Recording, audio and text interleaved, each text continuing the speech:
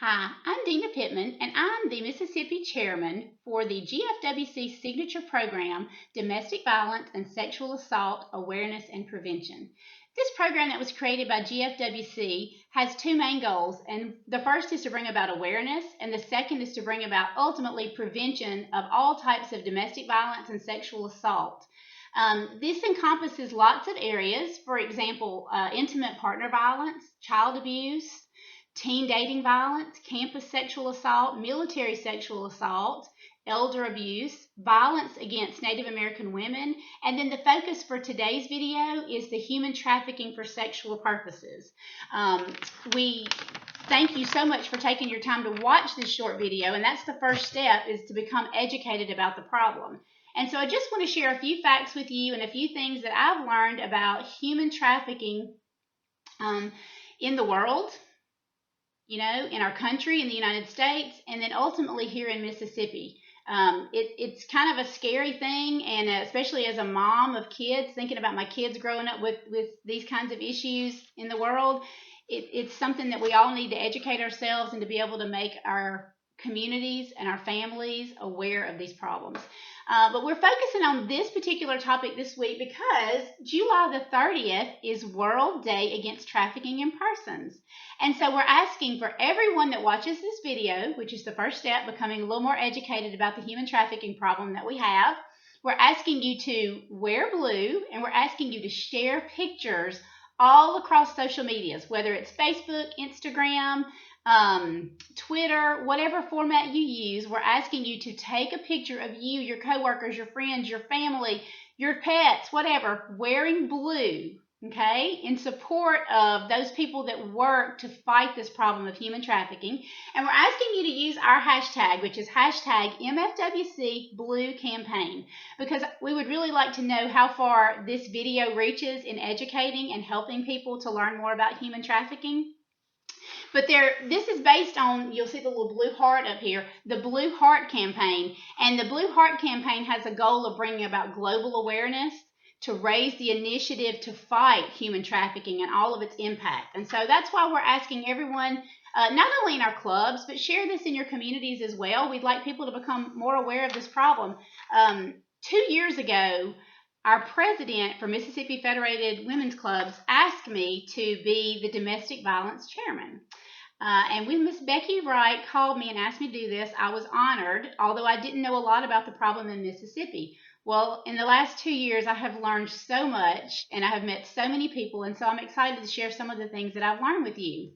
First of all, the statistics for the world are a little staggering. The International Labor Organization estimates that there are currently 25 million victims of human trafficking around the world. Now, all of these are not for sexual purposes. Some of these are for domestic labor, for migrant labor, and then there are a group of these people, these victims, that do fall under the commercial sex acts or forced sex labor. In the United States alone, it is estimated that 403,000 people are trafficked at one time, and that's just in the United States. Why is this such a big thing? Well, it's kind of like everything else in the world. Money runs it all. And the profits from human trafficking are estimated at about $150 billion a year. And y'all, it's kind of like anything else. That amount of money is only what's reported or what's investigated or what's found out. There's no telling how many more victims, how many more survivors, how much more money is fueling this type of labor and this type of economy that we don't even know about. And so I would estimate that this is probably on the low side. But here's the thing. Anyone, anywhere can become a victim of human trafficking. This is one of those things that crosses all ages, all races, all genders, all economic statuses, any nationality. We do know something about the victims and the survivors that have been recovered, that have been liberated, and that have been interviewed. We do know that 2 out of 3 of every one of the victims for human trafficking is female. And here's the statistic that kind of sticks out to me the most. The average age of a child that's trafficked is 15. And I read the statistics that for some of these children that are taken for commercial sex acts, that they start grooming these kids and they start trafficking these kids as young as 2 years old. And I don't know about y'all, but for a mama, that's kind of hard to swallow. Sex trafficking is the most detected form of human trafficking. The next one is forced labor, which would be like on a farm or in a household. And then there are several other kinds of human trafficking, but one of the ones that I thought was kind of the most bizarre, human trafficking for organ removal. So there's a black market for organs, and so that's kind of scary too.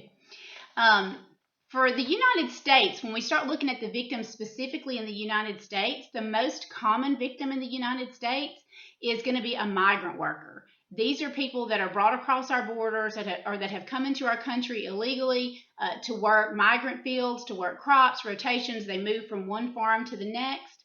The second most common victim in the United States is sexual exploitation of those people that have substance abuse. So these are people that have become addicted to drugs and things like that. And so the person that is supplying their drugs would trade the drugs for sex acts. And so that's the second most common victim of human trafficking in the United States. The third are our young victims, and these are kids that are groomed for sex trafficking.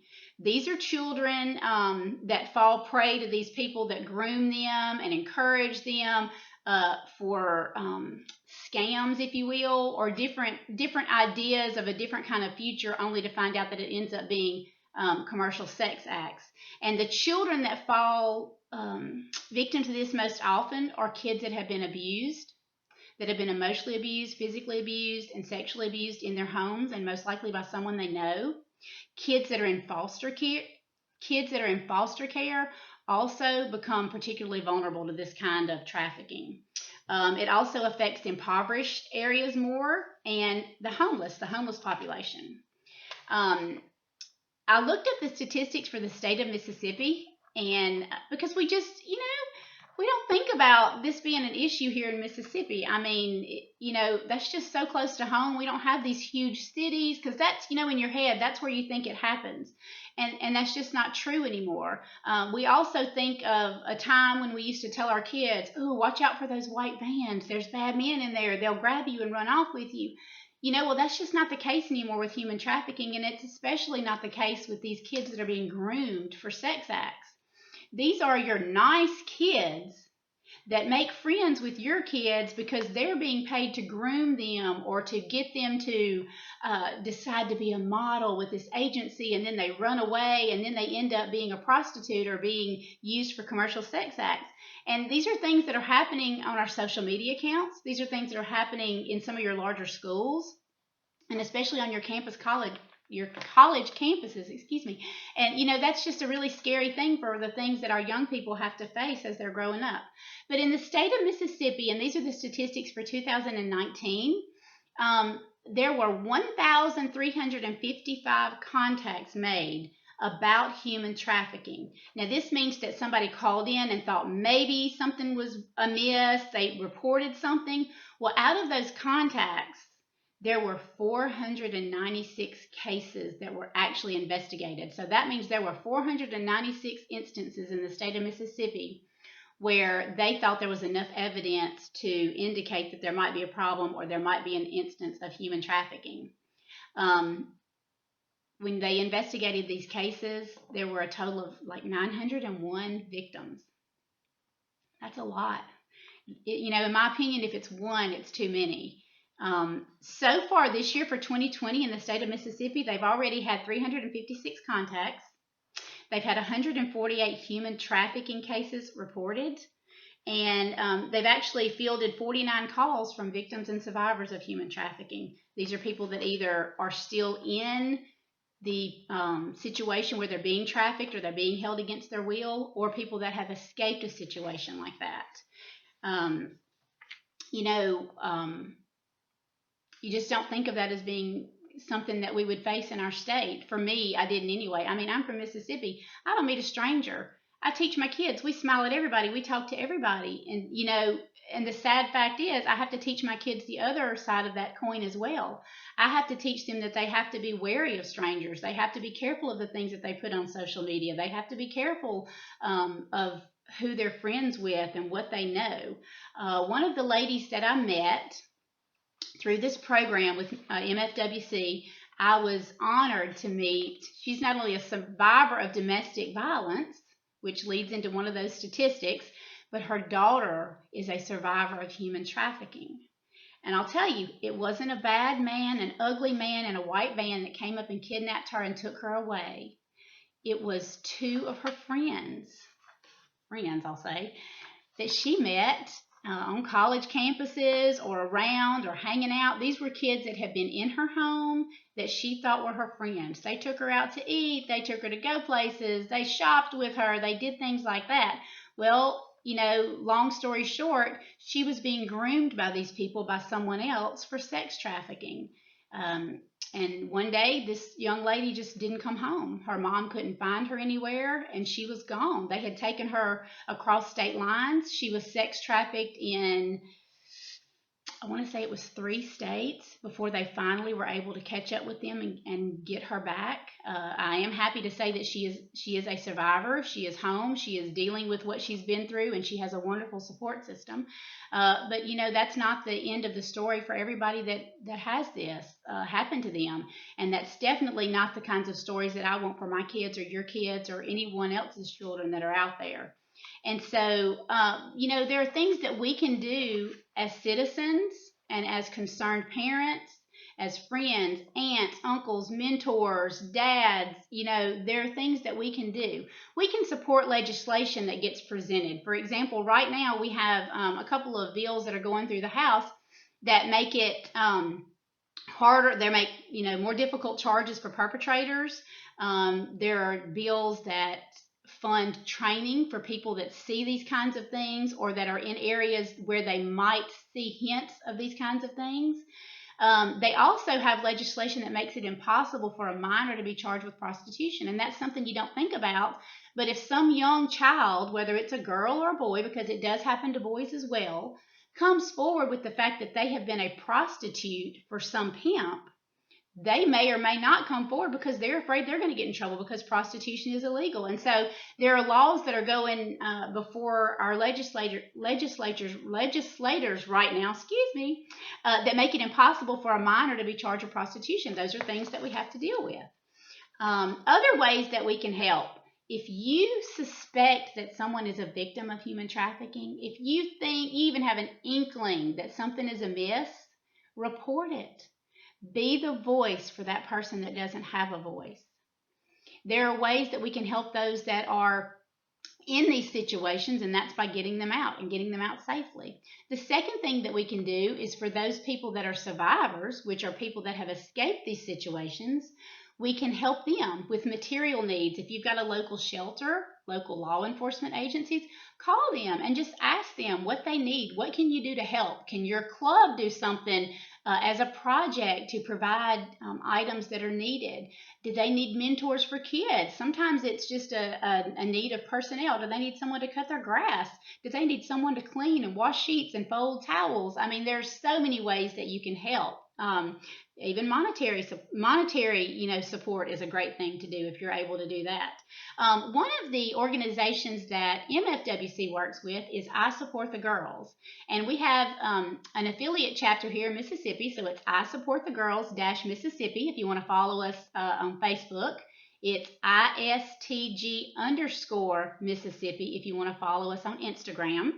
And this organization works to provide feminine hygiene products, bras, underwear, and other needed supplies to shelters, services, and schools where women, girls may be in need for these kinds of things. Because those are not your typical items that are on a list or things that people donate to a shelter. And so this is an organization that we have found that has been a wonderful partner in this. And so we encourage you to look for those kinds of organizations that you can partner with or volunteer with to help those that are survivors of domestic violence, but in this case specifically human trafficking.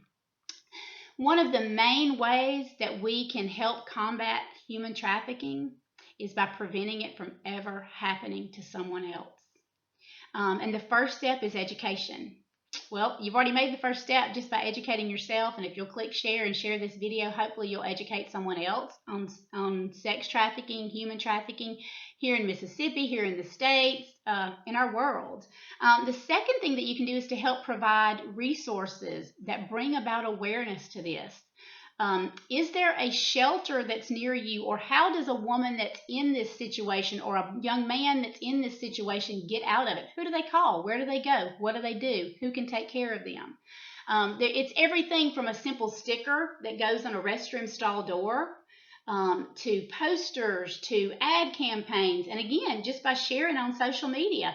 Wear your blue, and hopefully somebody's going to tag MFWC Blue Campaign, and they're going to click on that, and they're going to look on that, and they're going to wonder what in the world this is, and they're going to want more information on that. And by bringing about more awareness and more support, we can help prevent this. Are there resources or books or things that you can provide to schools, to libraries, to shelters, to boys and girls clubs, places like that that will be able to use these tools to educate our children, and not just our children, y'all, but our young people, our lonely people, our homeless population. They need to be educated as well about how to keep themselves safe, and for us to help provide them opportunities that are an alternative to falling into these types of situations. One of the main things that I think that you can do, and this is again as a mom and as a teacher, build those relationships with those people that are vulnerable to this. Is there a foster care agency that you can work with, that you could be a big brother, a big sister, a mentor, a companion for somebody, that doesn't have anybody? We hear a lot about gang initiations and things like that, and how kids get swayed into being into gangs because they find that acceptance with that gang that they didn't find with their peers. Well, it's the same thing with our kids that are being groomed for these sex acts and that fall victim to human trafficking. They don't find acceptance anywhere else, but they find somebody else that loves them and thinks they're pretty and wants to buy them things and do things for them. And so as responsible adults, we need to be building those relationships with our kids, with our young people, in our schools, in our churches, in our clubs, at our libraries, anything that you can do. Everybody can do something.